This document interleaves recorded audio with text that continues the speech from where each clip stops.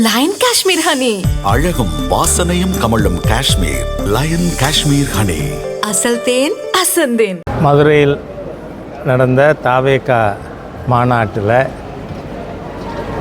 அனாவசியமாக பாரதிய ஜனதா கட்சியை பற்றி ஒரு அவதூறு பிரச்சாரம்.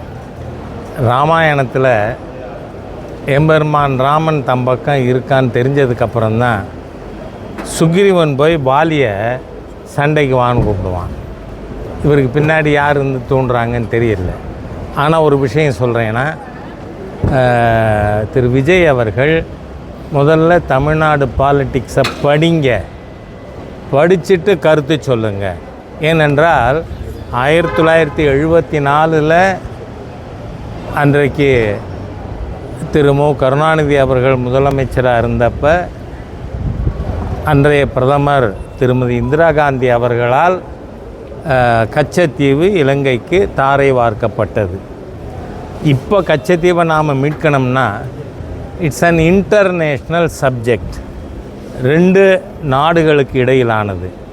நீங்கள் கொடுக்காமல் இருக்கிறதுங்க அது நம்ம கையில் இருந்தது.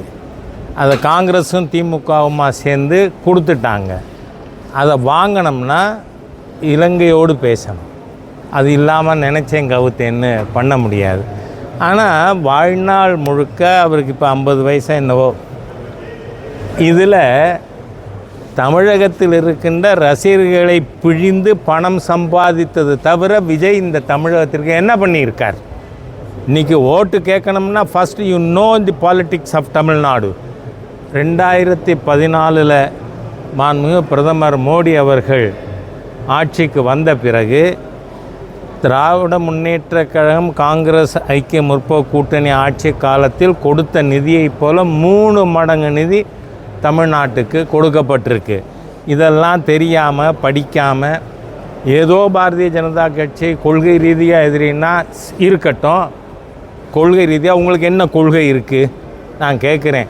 வெறும் மைனாரிட்டி பாலிட்டிக்ஸை வச்சுக்கிட்டு இவர் ஏதோ ஒரு மத பின்னணி தனக்கு மிஷினரிஸ் ஆதரவு கொடுக்குறாங்கன்னு நினச்சி விஜய் அனாவசியமாக பிஜேபியை don't rub BJP on the wrong சைடுன்னு I would like to warn mister Vijay. Thank you.